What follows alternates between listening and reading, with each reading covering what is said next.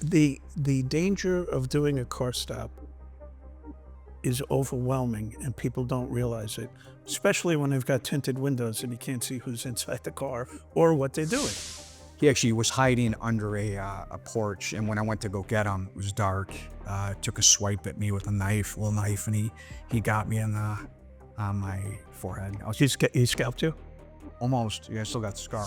I'm at the rear of the car, like by the rear right bumper, and I hear the shot and I hit the ground, and the next thing I know, it sounds like machine gun fire. Like, everybody's shooting into the car. There's shards of glass landing all over me. I think we have 120,000 gang members here. We're outgunned, so we need all that training. We certainly don't need training where you're doing mandatory sitting behind a computer, clicking right. And all the chiefs were talking about DEI instead of crime. And I was like, what's going on here? We've lost our way. The profession is called law enforcement. I hope that this is on the way back up and things start to change and maybe common sense comes back, because the city of Chicago deserves that. Hi, and welcome to another episode of Wearing the Badge. I'm Garry McCarthy, and tonight we're going to have a very interesting, action-packed conversation. Being a police officer is obviously a very dangerous thing to do. I like to point out that every time you take a gun off the street, you're in an armed confrontation with a criminal, and it could go bad at any time. Cops get hurt, cops get killed, unfortunately, on a very regular basis. My guest tonight is Dan O'Toole. Dan is a 24-year veteran of the Chicago Police Department, just retired, I believe, last year. And Dan, I first met when he came in for an interview for promotion. And I read his resume before he came in, and he had been shot, he had been stabbed twice, I believe, and hit by a car. And, how you keep going when those things keep happening is pretty incredible. And then I found out that he was also a United States Marine, which is near and dear to my heart, being raised by my dad, who I always say it would have been easier to join the Marine Corps than get raised by my dad, Jim McCarthy. So without further ado, this is Dan O'Toole and myself, and we're going to talk about Dan's career in the Chicago Police Department. So when I got shot, it was July of 2009, and I was part of a citywide search warrant team, and we were out on narcotics, and that's all we did. We did search warrants every day, and we were together for, I think, just over 4 years at that point, and we had done, I think, over 1,000 search warrants as a team. So everybody on that team was very qualified, great teammates. I really owed them a lot, but also trusted them with my safety, and I needed that day. So this was the first, if my memory's correct, it was the first search warrant we were doing that day of two. Second one was going to be out west. This one was at 112th Place in Michigan Avenue. We're on Michigan Avenue right now, but same exact street, but 115 blocks south of where we are. That's in the Roseland neighborhood. So George Martinez was the afternoon of the search warrant, and he kind of just gave us a heads up with my sergeant, Sergeant Steck, and told us explained who the drug dealer was, that he was going to be in the house. I think we did a little surveillance to make sure he was in there. He was. And then we were looking for a good amount of crack cocaine and some guns.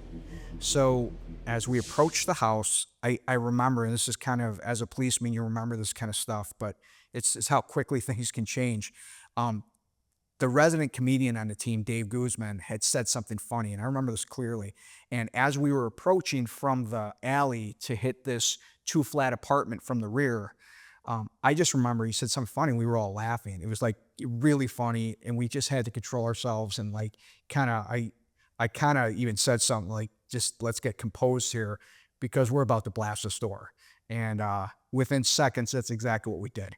So once we're in the house, I saw on my right, really quickly, I saw a little dinette kitchen, and there was 2 or 3 little kids at that table eating. And I remember they were young, like tender age children.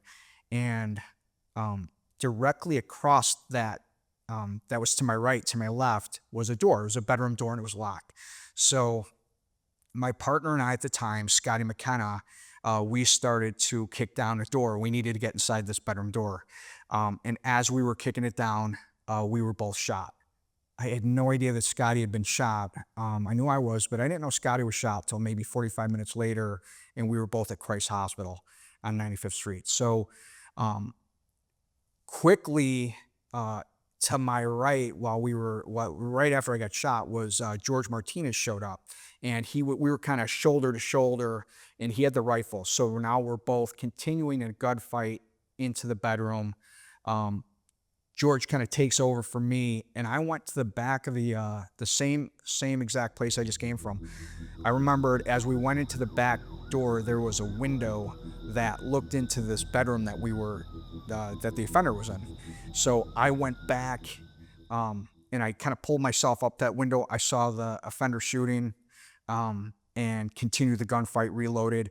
And one of the reasons we wanted to get rid of this threat is because I really thought that he was going to shoot these kids. And I thought, what's going to happen? You know, the city of Chicago is going to somehow blame the police department on that.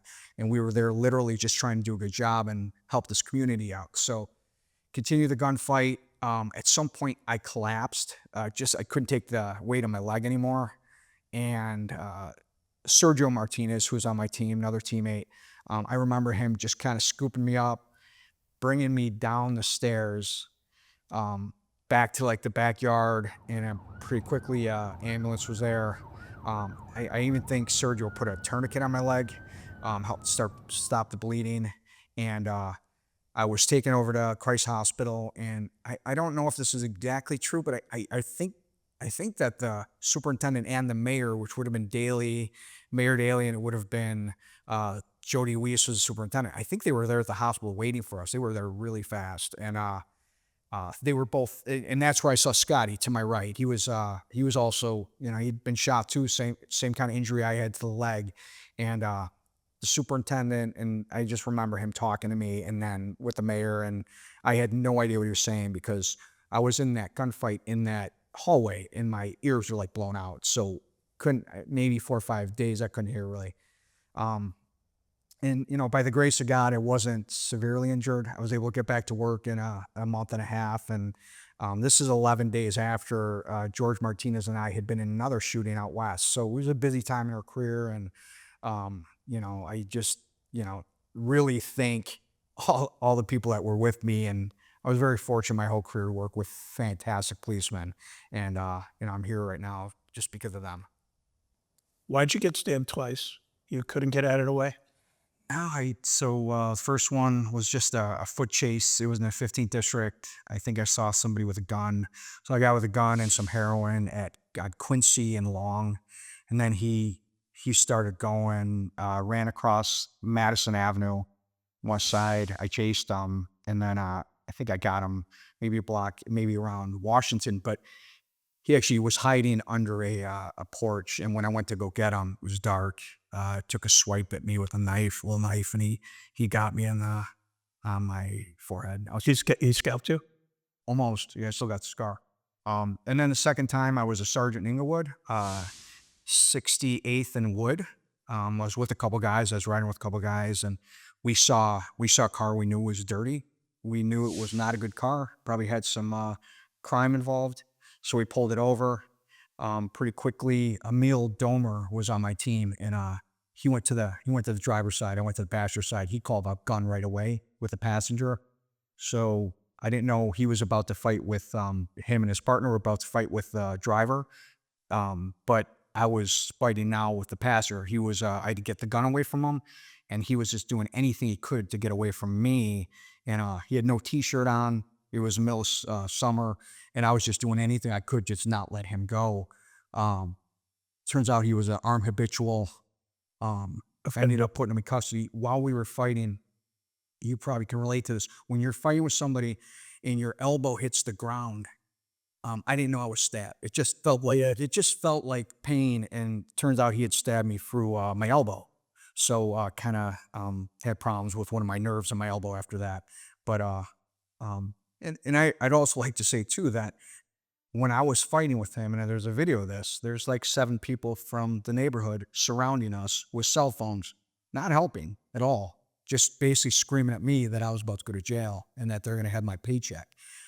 Could use their help at that moment, but and it all worked out. My partners put him in. These guys put their guy in custody, that helped me out, so it worked out. But I was fine. Well, so you made me think of three separate stories. I'll do them one at a time. When I was a lieutenant in emergency service, it was York. in New York. Okay. Yeah, ESU. We like to say if a civilian needs help, they call 911, and if a cop needs help, they call emergency service. It's 6 months of training in the police academy to go on a job, and then it's 4 months to get trained up to do everything that ESU does. Rope rescue, confined space, hazmat, sniper, SWAT, the whole 9 yards. Best job I ever had, to the point where I only had 11 years on the job. When my promotion to captain came, and I almost turned it down because ESU was such a great job. Just Right. think about that. Right. But I'm in the middle of Harlem. I'm at 125th Street and Lenox Avenue, and two guys literally get into a shootout over the hood of my car. It was like a light blue Caprice, like this color, Sure. and they didn't recognize it as a police car.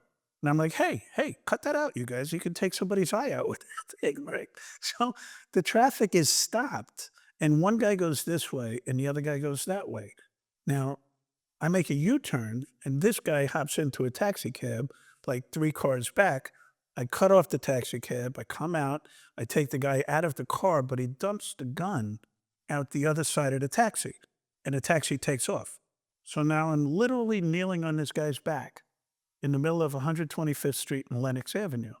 And the gun is like 15, 20 feet away, and out comes the cameras, and out comes the crowd. Right. And I get on the radio, and it's the one and only time in New York an assist patrolman is called a 1013. In Chicago, it's called a 10-1. And I get on the radio, and I said, U4, 1013, 125 in Lenox. But I was very calm. And the dispatcher is 10-5, in other words, say it again. And I said, U4, 1013, 125 in Lenox. And all of a sudden, she's like, lights and sirens, they blasted off. I end up cuffing the guy and pulling him over and getting the gun. Now I'm sitting on top of him in the middle of the street with the crowd around me. And I swear it took 10 minutes for somebody to get there, but it was probably only about 2 minutes. Yeah. Probably 2 minutes. Seems like forever. And that was a moment where it's like, what do I do here? There's a gun there. There's a crowd, a hostile crowd. I got this guy. Do I let go of him and get the gun? Right? Yeah, they don't cover that in a police academy. No, they don't. And fortunately it worked out. But, I'd been shot at a number of times. One time in particular by cops. And Friendly fire. yeah, and you know what? It's a real dangerous thing. That's why tactics are so important. Right, tactics and training, which I want to pick up on.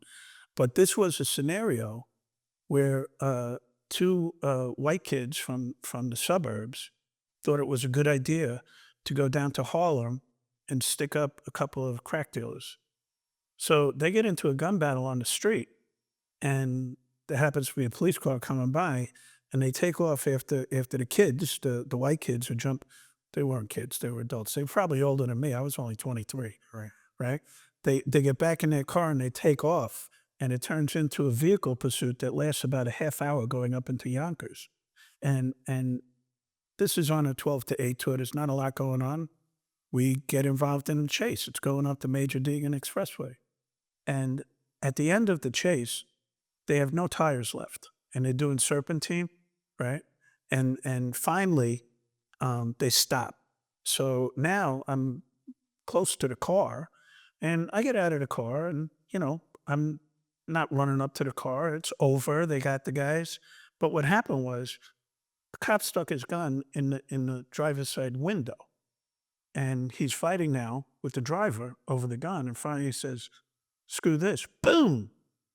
And the 6 cops standing around the car all thought, well, a round came out of the car and they all opened up. So Like the bad guy had shot. yeah, Okay. yeah. So there's 6 cops shooting into the car from different directions. I'm at the rear of the car, like by the rear right bumper, and I hear the shot and I hit the ground. And the next thing I know, it sounds like machine gun fire. Like everybody's shooting into the car. There's shards of glass landing all over me. I'm holding on to the ground, waiting for the gunfire to stop. I open my eyes, and there's a gun about 3 feet away that came out of the car. I was like, "Oh, look at this! Grand jury overtime." Right. So I picked up the gun, and I ended up getting about 40 hours overtime. But it was my first experience with almost getting shot by cops. And they run him, and it turns out that he had just gotten out of prison after doing 6 years in the penitentiary for shooting somebody on that corner. And he was there that night to take his corner back. And the short end of that story is we prevented a murder by engaging somebody for drinking a beer on the street.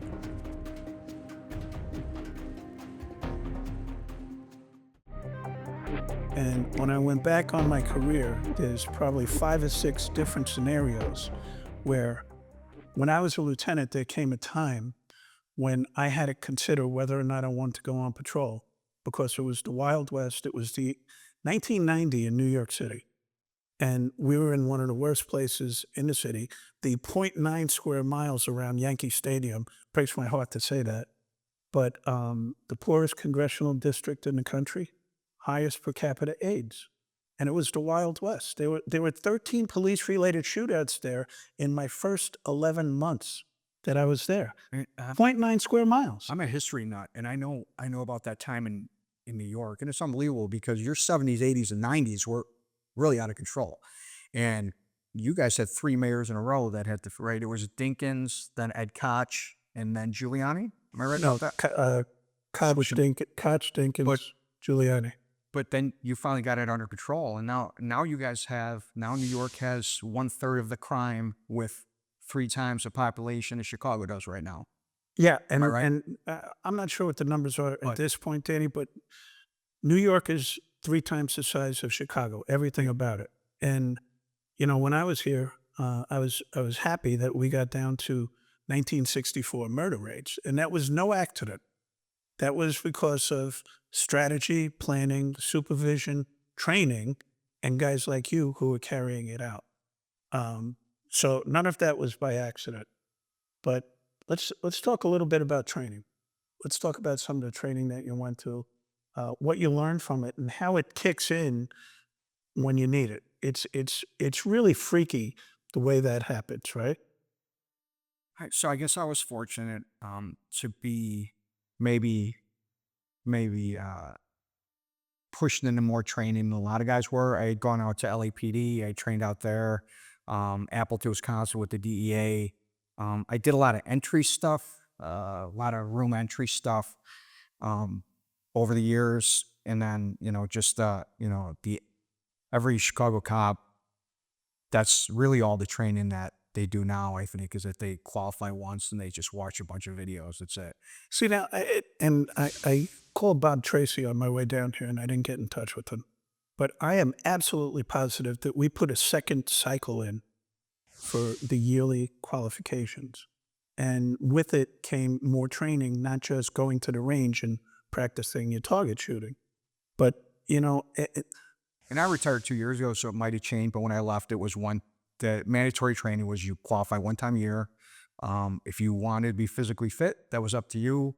Nobody was looking over your shoulder like they should be. yeah, and you would do the power test, right? Yeah, and 19 years in a row because I thought that was important that you should be physically fit in that job. And but yeah, that's it. So now I know when I was in LA, they actually do a weekly training. So if you qualify expert, you can go to the range every Friday and qualify expert and get paid more. So they have like hundreds of officers in LAPD showing up to their police academy every week, which is great. And a lot of their units go to Camp Pendleton, which is Marine Corps base just south of them. They do a lot of room entry.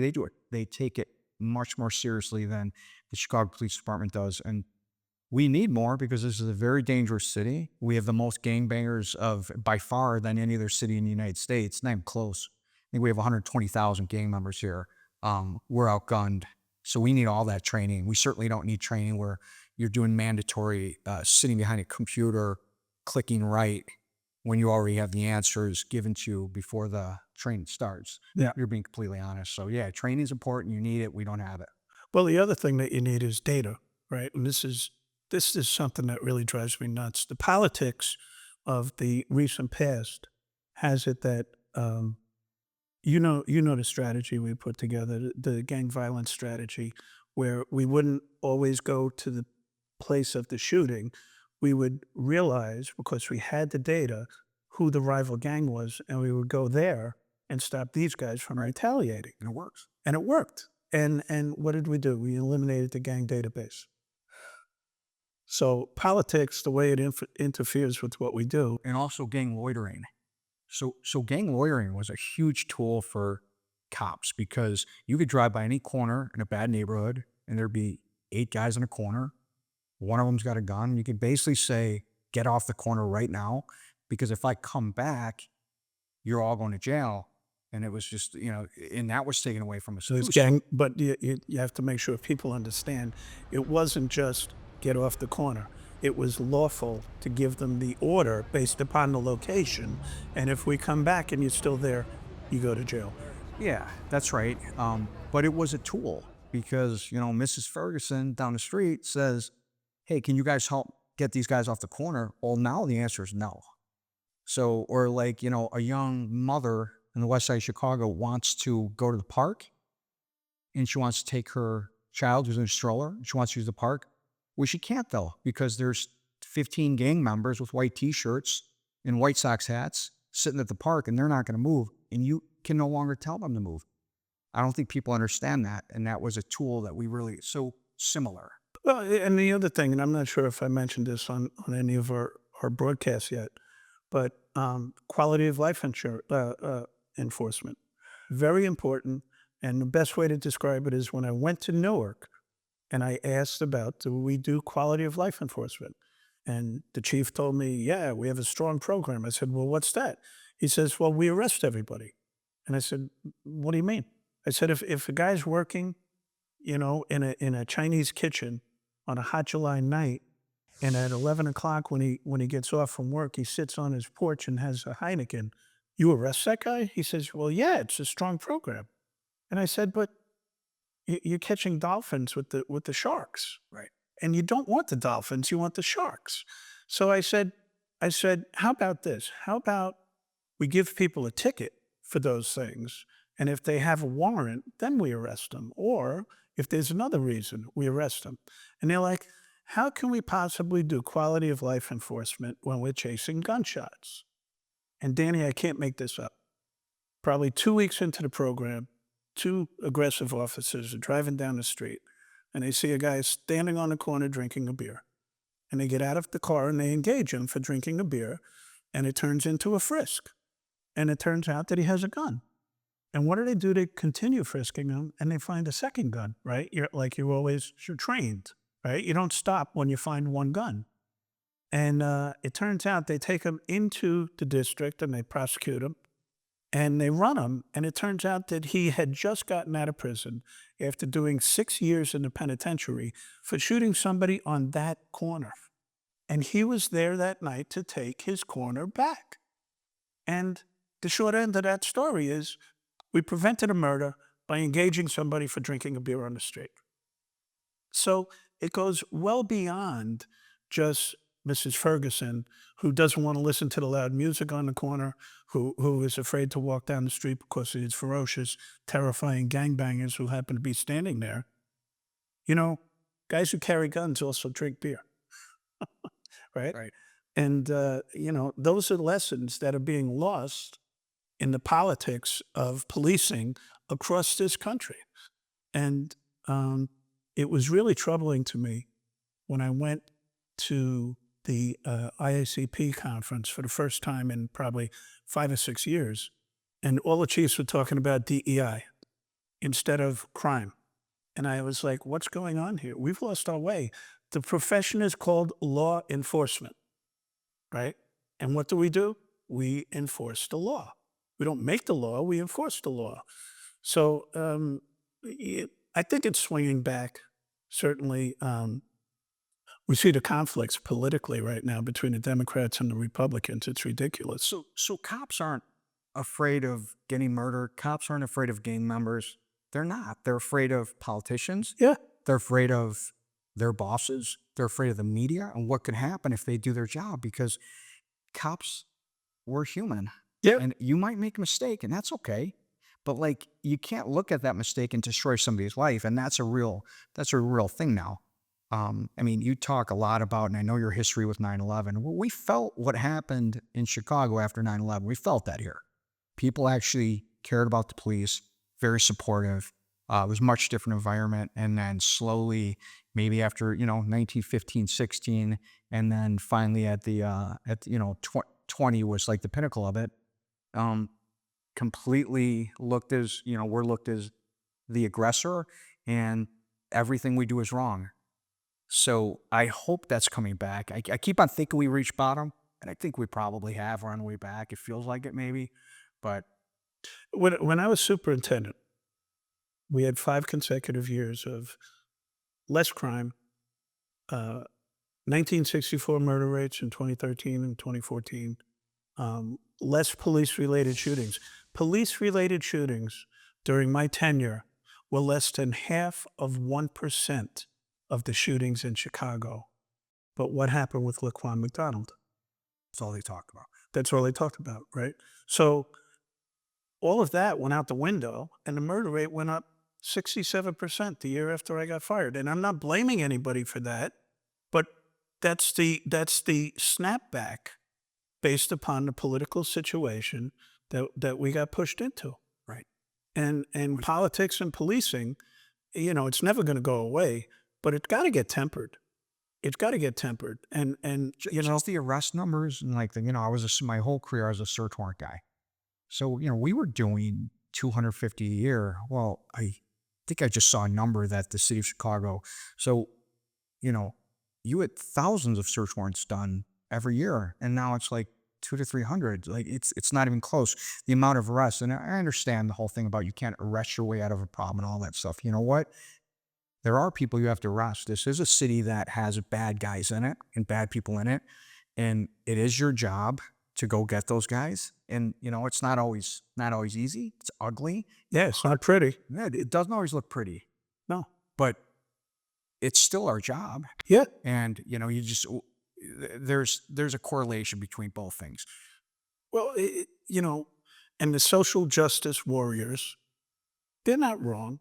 There's things in the history of this country that we can't correct. We can't change history. We can't change what happened that got us to this point. But there's 2 things that it's so common sense to realize that the police can reduce crime in the short term.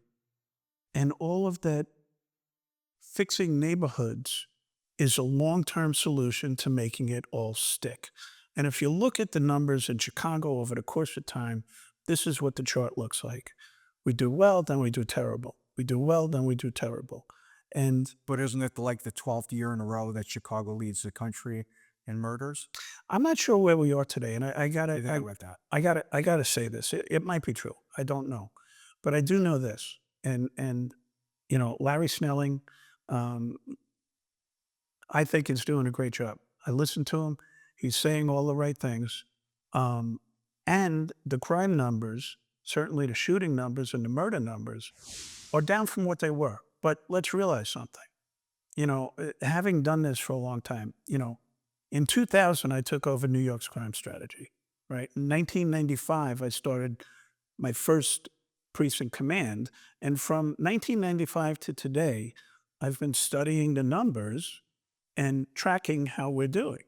And the bottom line is people talk about, well, we're down from last year, but last year was 800, okay? And we had 400. Now, I'm making those numbers up, Right. except for the 400. That's true. But, you can't do it from year to year. You have to look at a longer-term trend. But the long-term trend gets interrupted when you take away things like ShotSpotter, when you start defunding the police, when you start talking about, the best way to stop a bullet is a job. Sounds great. I don't really believe it. Because you know what? The gangbangers don't want to work. They don't want to work. What they want to do is stand on the corner. It gives them street cred and being in the gang and so on and so forth. It's part of a culture that needs to be changed, which is not going to change by the police, and it's not going to change by defunding the police. How it's going to change is the short-term solutions and the long-term solutions. But nobody thinks like that because of 4-year political cycles. When DOJ was coming to Chicago after the Laquan McDonald shooting, the press came to me and said, well, what do you think they're going to find? They said they're going to say that there's systemic racism, that there's poor training and poor supervision. And I said, well, why do you say that? Because that's what they said in the other 27 investigations they did before this one. Right. I hope that this is on the way back up and things start to change and maybe common sense comes back, because city of Chicago deserves that.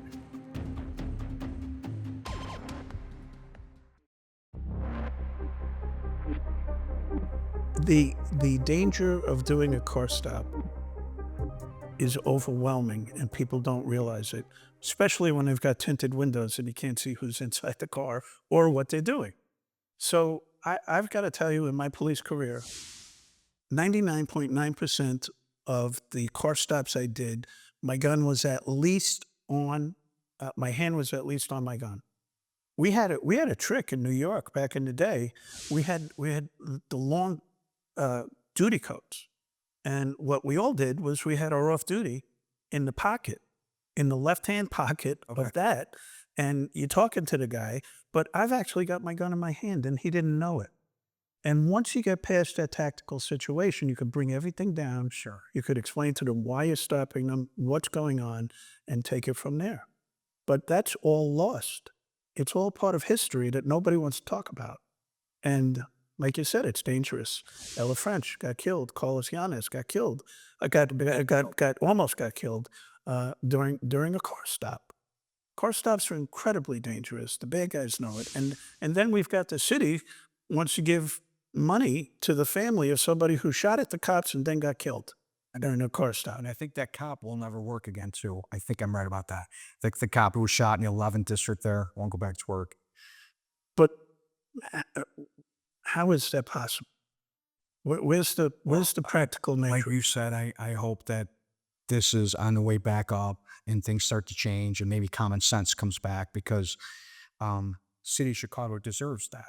Well, I got to tell you something. I am so happy that Fox 32 has given me this opportunity to talk about this stuff without guardrails. There's nobody except for my wife. Kristen tells me what to do all the time, obviously. But these are topics that people refuse to talk about. And I'm gonna talk about it again. I'm gonna talk about it again and again and again. The quote unquote stop and frisk policy is not a stop and frisk policy. It's a United States Supreme Court decision that said that the police can stop people based upon articulable, reasonable suspicion, and if appropriate, frisk them. We don't get to stop people based upon the population demographic.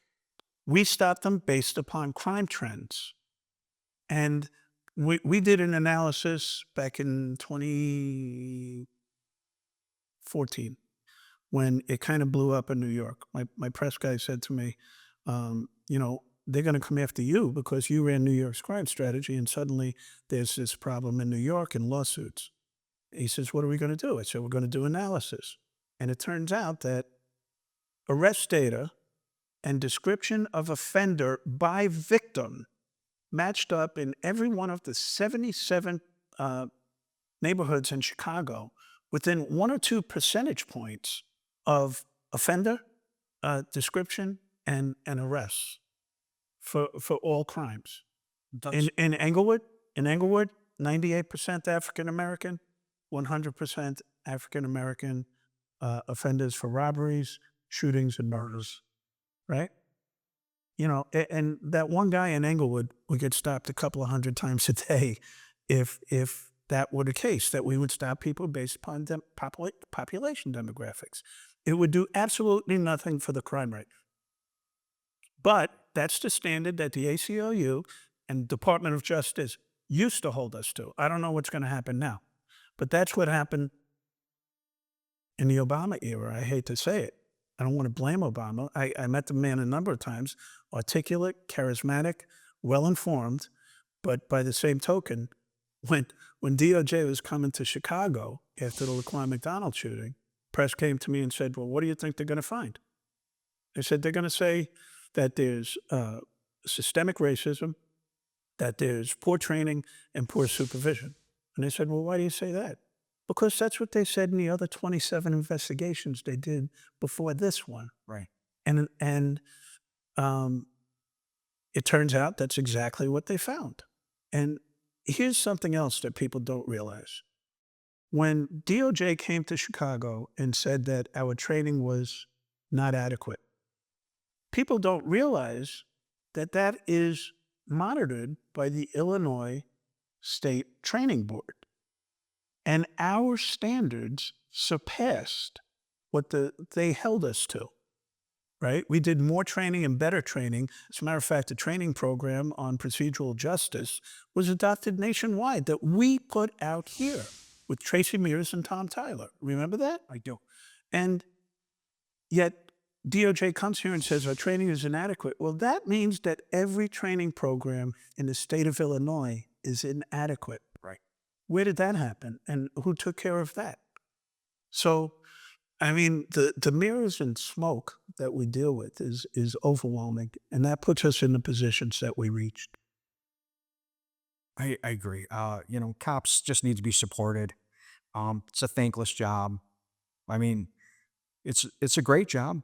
It's the funniest job in the world. I mean, every day you run into crazy stuff. The first thing that I ran into, so when I started right out of the police academy, I got sent to 12th, and that's the near West District.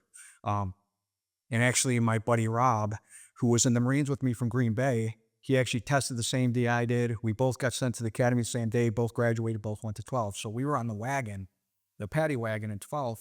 And they Oh, you can't say that. You can't say that, Patty. Okay, well, let's rewind. Just the wagon entry. That it's against the Irish, but it was called the Death Wagon because Freddie Gray. no, it was not, because we had the medical district and we had all the bodies in the city of Chicago basically got filtered through 12. And so every day that we would get out a roll call, there'd be about 6 or 7 bodies. And the morgue was also in 12. So 6 or 7 bodies were in our wagon. We get in, and they were in white bags with zippers. And it was our job, basically, as cops, to basically drive all these bodies, hundreds of bodies, probably 300 or 400 that we drove. 17 in one day we counted, but we would drive them to the morgue. And everything that could go wrong with these bodies went wrong. Everything. These were like the flimsiest bags ever. So as we would grab a bag, these bodies would, it probably was rated for like maybe 120-pound human. Oh, boy. So the bottoms would break out of these bags. These Chicagoans who are now passed away are now on Chicago streets. And then these young cops had to figure out, all right, what do I do now? Got to bring them back into the wagon. And then you eventually end up at the morgue with all these bodies. And I remember at the morgue, there's an old Italian guy. It was his death examiner. He probably 6 years old, barrel-chested, 6 years old, had this crazy sixth sense of humor, which you would need. And all these bodies he's processing, that's all he does. And I asked him one day, I said, what is the craziest thing you've ever seen? And he said, listen, kid, it's 2 things. He said, the first thing is, you see that door right there? That's the door right there that opens. Behind there is all the dead bodies in Chicago. I'm sitting at this desk I'm sitting at right now. That door opens. Naked guy walks out, has white powder all over him, asked me he goes, where am I? He said, and then the guy said, well, you're at the morgue. And then he looked like he was kind of wobbly, so he called an ambulance. They came and then pronounced him dead another 30 minutes later because he had been mispronounced by a doctor at one of the hospitals, whether it was Rush or Cook County Hospital or UIC. And then he said, the craziest thing I've ever seen, same door opens. This time it's a younger guy, white powder all over him. He had managed to crawl down out of a bag, out of a box from the 3rd level, comes down, kicks open the door, looks at me, and he says, "Where am I?" He said, "You're at the morgue, buddy." And he said, "My name is so-and-so. You call my wife right now and you tell her, don't spend the money." And that guy went on to sue the doctor because once again, they got him with a weak heart or no heartbeat. Turned he had a weak heartbeat. Sued the doctor, made millions. The hospital, I don't know which hospital it was. And then that guy turned out to he had lived years from that point on. But that was my introduction to the police department. That was Monty Python. Not Right? quite Yeah, dead they yet. just can't make it out. Like we would have these hospitals. We'd go out to all these hospitals and the dungeons of the hospitals, and they'd give us more bodies. They would have these gurneys, and these things would just like give way constantly. So it was like a wrestling match. My buddy Rob and I would be trying to make sure the body didn't fall. Yeah. They would every time. And we're just trying to preserve life.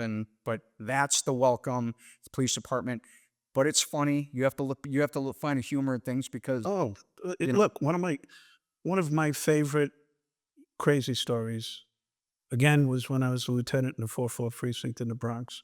It's a 4 to 12 on Halloween night, 1990, and it's just coming apart at the seams, and I'm in charge. So we have a shooting. We have a foot pursuit with a man with a gun who gets into a building.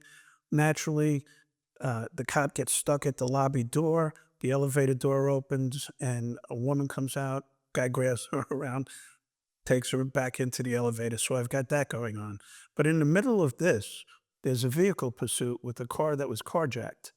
And it's in the area just north of Yankee Stadium, which is hilly. And the car comes down a hill and tries to make a right turn to get onto the Major Deegan Expressway. And it doesn't. And it hits a gate and it flips over 3 times. And out at a gallop, of course, come the 3 bad guys. Oh, we're on television, right? 3 bad guys, and they run under the Major Deegan Expressway. So there's shots fired back and forth. This is all happening live. I got a woman with a gun to her head. This is happening. So I run to the shooting first because I'm closer to it, and we get there, and they don't realize that they ran into a fenced-in area. By Yankee Stadium. We catch all 3 guys. Everybody separate them back to the station house. We catch the guy with the woman. I go back into the station house and I said, I go into the first guy and I said, "What's your story?" He says, "Well, I'm coming out my house and my buddy came up with this BMW and said, let's take a ride." So I took a ride. I said, "Okay." I go into the second guy. I said, "What's your story?" He says, "So I'm coming out my house and my buddy pulls up with this BMW and said, let's take a ride." So I took a ride. I go into the third guy. I said, "What's your story?" He says, "Well, I was having sex with this guy under the Major Deegan Expressway. And all of a sudden there's shots fired and everybody's running everywhere." So I started running. I said, "Would you repeat that, please?" He says it again. So I go back into the first guy. I said, "You know the number 2?" He says, "Yeah, that's my guy. We grew up together." It's okay. What about the third guy? He says, I never seen that guy in my life." I go into the second guy. I said, "You know number 1, right?" He says, Yeah, that's my guy. We grew up together." I said, "What about number 3? He says, "I never seen that guy in my life." I go in and I'm like, "All right, you see what you get? Dust them off, never get out of here." Right? Don't have sex under the Major Deegan Expressway and these things wouldn't happen. I know this from my dad, that the Marine Corps has always focused on accuracy of fire, not volume of fire. And,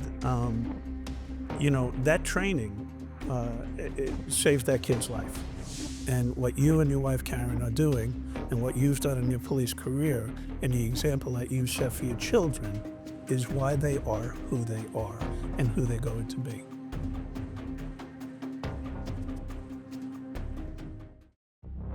So Danny wasn't just a victim of violence. He actually had some heroic things that he did, including a story that was headlines here in Chicago when it occurred.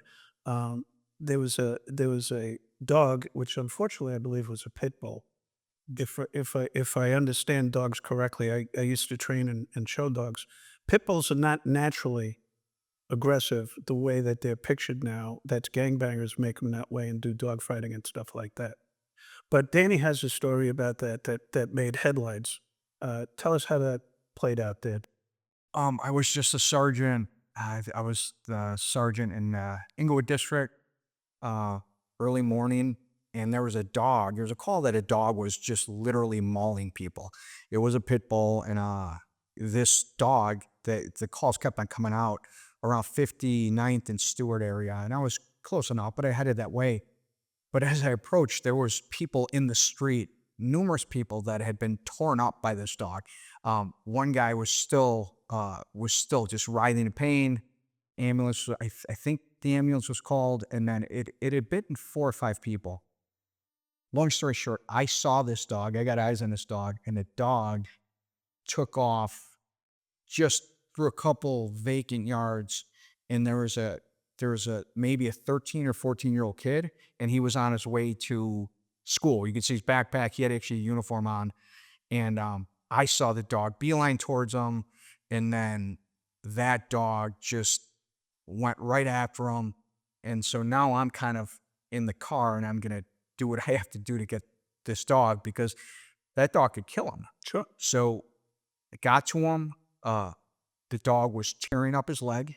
Um, and I wasn't that close to him, but I knew I had to shoot this How dog. far away were you? That's really what I want to know. I was a little bit far. When I took that first shot, I was a little bit far, and I knew that I could also hit the kid. Yeah. So I had to really focus on that first shot. And I shot that dog when he was on top of that kid. And it didn't even really do anything. He stopped maybe tearing him up, but he didn't initially get off. So I was at that point moving towards him, and I got close enough where I started shooting him more, and I started landing shots into him, and then he finally moved off the boy, and then I just took whatever was left in my magazine, and I just killed the dog. But the boy was, and I called for an ambulance. Ambulance took this kid. I never saw him again. I hope he's doing well. I hope he, had a good life. But he went to the hospital. He had a ton of stitches and staples all the way up his leg, and I was just in the right place at the right time. I was surrounded by great people, great bosses. Leo Schmitz was my boss. He showed up there, and actually you showed up there too, which I appreciated. I was told that superintendent wants to talk to you, and it's usually not a good thing, but you actually saw the news or something, and then you showed up to Englewood and shook my hand, so it was very cool. Well, it's got to be terrifying and again, this is training. This is where your training kicks in. And one of the things about the Marine Corps is I know this from my dad, that the Marine Corps has always focused on accuracy of fire, not volume of fire. And, that training it saved that kid's life. That training probably saved that kid's life.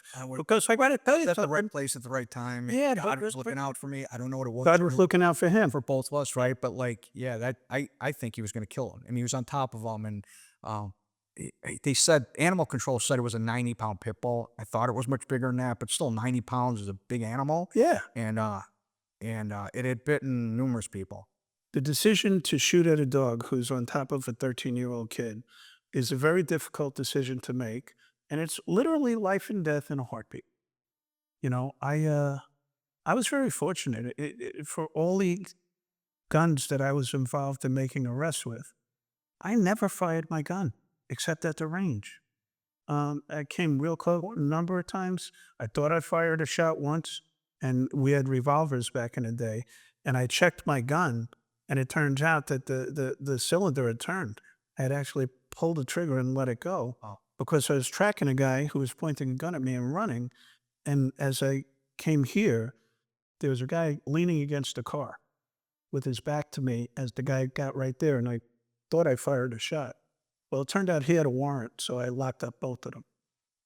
But Right. I never fired a shot. But that's got to be terrifying to make that decision, And I'm sure it's in your head that The moment you're not, what if I hit this kid? of course it was. Yeah, So when I got shot, what happened if those kids in that kitchen were shot? yeah. Right. Which easily, I don't know how those bullets missed them. They hit us, but they certainly should have hit them too. But Yeah. anyway, I was very fortunate. And you did a great job. Thank you. So I want you to talk about your family real quick. Tell me about what your sons are doing, because I think that And my this sister. and your daughter, this really tells the story of how I love to close this show. I'm very fortunate. Yeah, my wife and Karen and I have been married for 24 years. Just had our anniversary, and just to say, she's been through all this too. It's important to say that too. It's not been easy, right? It's not easy on a spouse, or it's not easy on kids. It's not easy on anybody. So, um, my oldest son is Brendan, is a Marine Corps second lieutenant. He's out in Virginia right now. Um, my son Timmy is 20 years old. He's at the University of Notre Dame studying math, and he's also in Marine Corps ROTC, wants to be an officer as well. He's on the path for that. And how's he doing? He's doing fantastic. He's a straight A student. He's a great kid. I'm very, very lucky. My daughter, I just had her track meet today. She's graduating high school next week, and she's going to U of I. She wants to be a physician's assistant. And my youngest, Declan, is just a great kid, plays basketball. He's a good kid. I love hanging out with him, a lot of fun. But yeah, I'm blessed. Oh, but you've earned it. That's really the point, and that's how I wanted to close tonight. At the end of the day, being a police officer, being a United States Marine, are two things that should be almost like religious. They should be treated in that fashion in my book. Thank you.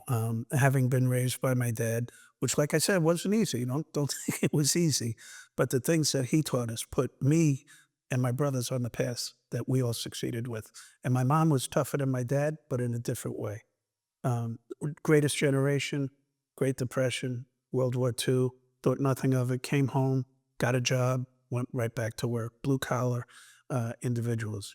And what you and your wife, Karen, are doing, and what you've done in your police career, and the example that you've set for your children, is why they are who they are and who they're going to be. So, Thank you. without a doubt, Danny, it's my pleasure. I'm so happy that I got to know you. And you never know where you're going to end up in life. I never imagined I'd be in Chicago. I never imagined that I would run police departments. But, everything, I believe, happens for a You reason. live about a mile away from each other, Yeah, see each other socially. Yeah, it's been great. Yeah, it's been an honor. So, again, I believe, and I think that Danny is a great example of it, that being a police officer is one of the most noble things that an individual can do with their life. And that wraps us for tonight. Appreciate that. I appreciate you, Danny, and I appreciate everybody who serves, whether it's in the military or the police department, always on their team. So thank you for watching, and we'll be back with more from wearing the badge. We've made the shift from behind the badge. So thank you for being here tonight. Thanks, Dan. You're welcome.